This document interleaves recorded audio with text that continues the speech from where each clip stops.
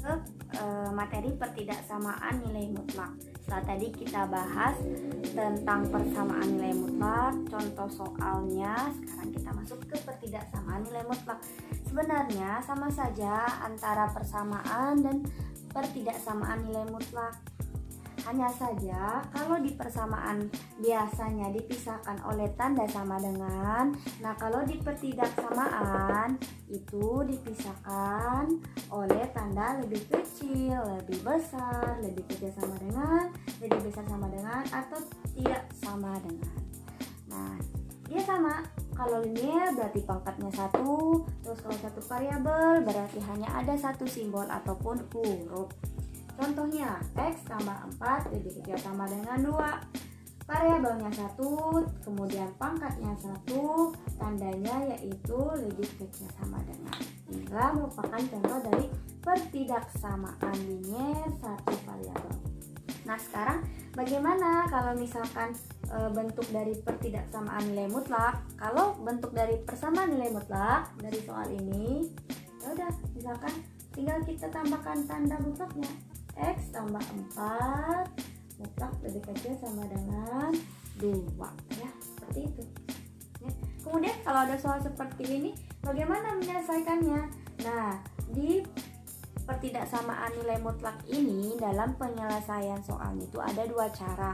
Sebenarnya caranya itu sama, hanya saja cara pertama itu nanti lebih simpel. Kalau cara keduanya itu cara seperti penyelesaian persamaan nilai mutlak.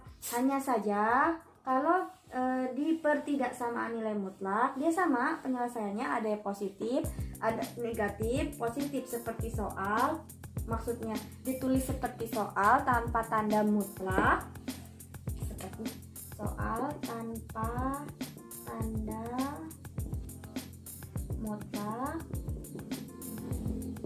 Nah, kemudian kalau negatif itu tanda pemisah kebalikan soal. Jadi nanti tanda pemisahnya itu, kalau misalkan soalnya seperti ini lebih kecil sama dengan, berarti nanti dalam penyelesaian yang negatifnya tandanya itu kebalikannya, itu lebih besar sama dengan.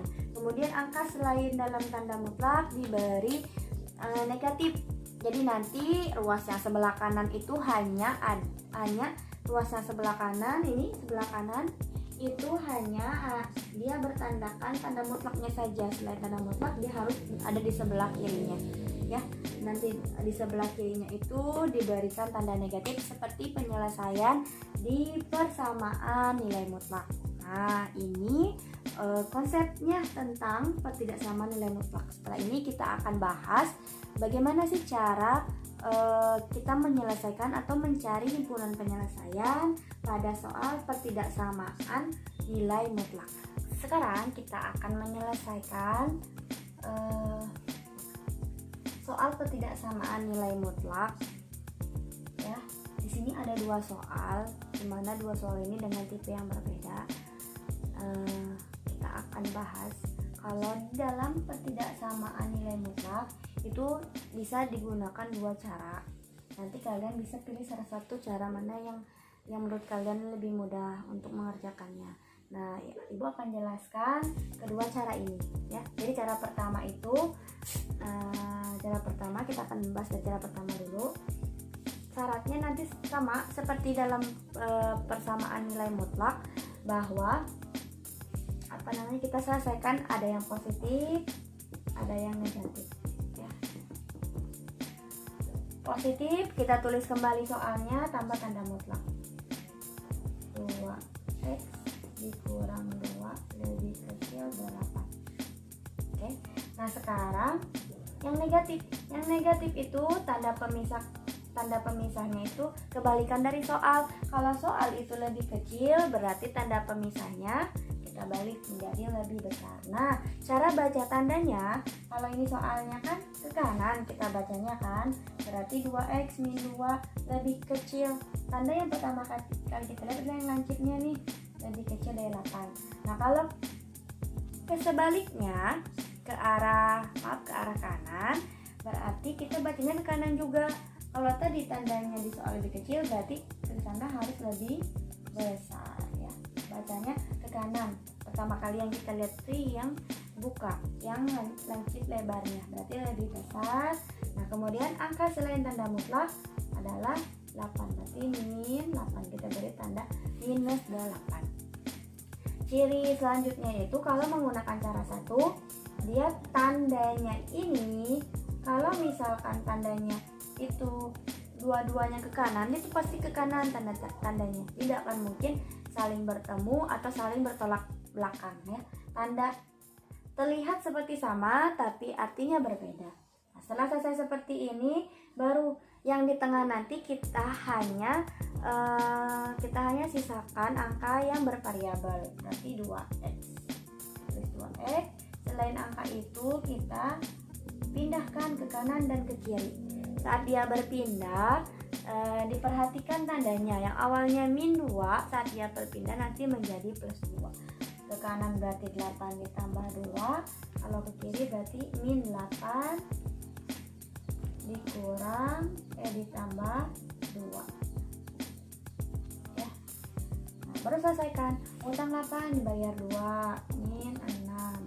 Jadi tulis tandanya 2x, 8 tambah 2 10. Nah variabel di tengah ini harus dalam X, tidak boleh 2x, 4x, berarti harus dalam X. Karena di sini 2x variabelnya, berarti kita harus bagi semuanya dengan angka 2. Min 6 dibagi 2 itu min 3, kemudian 2x bagi 2 itu x, kemudian 10 dibagi 2 itu adalah 5. Dapatlah himpunan penyelesaiannya, x lebih kecil dari 5 atau x lebih besar dari min 3. Kalau kita tuliskan, dulu kita tuliskan himpunannya dalam pemisah, berarti x ke kanan lebih kecil dari 5. Kalau ke kiri yang pertama kali lihat tuh adalah tanda lancipnya, berarti lebih kecil. Nah kalau dia ke kanan yang besar nih, berarti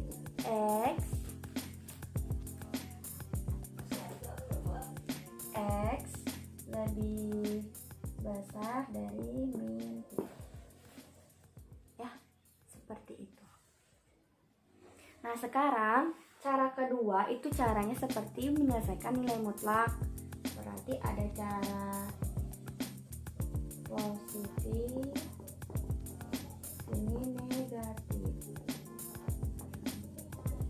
ya. Kalau positif berarti tulis kembali soalnya 2x min 2 lebih kecil 8.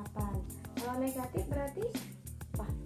2x dikurang 2, tandanya sama, harus mengikuti syarat ini. Tandanya dibalik berarti menjadi lebih besar, angka 8 nya dibalikan tanda negatif. Kita selesaikan satu-satu, yang positif dulu. Selesaikan semua, yang di sebelah kanan hanya ada variabelnya. Selain yang ada variabel, kita pindahkan ke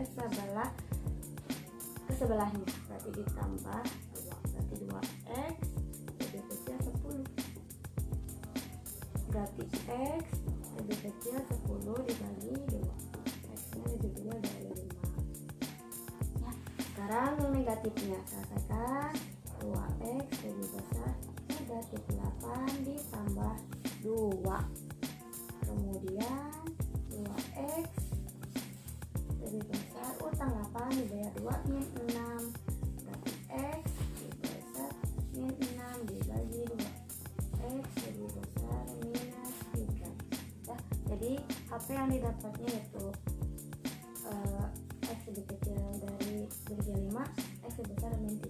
Dan ini kedua ini sama jawabannya dengan kita tadi mencari di cara 1 ya.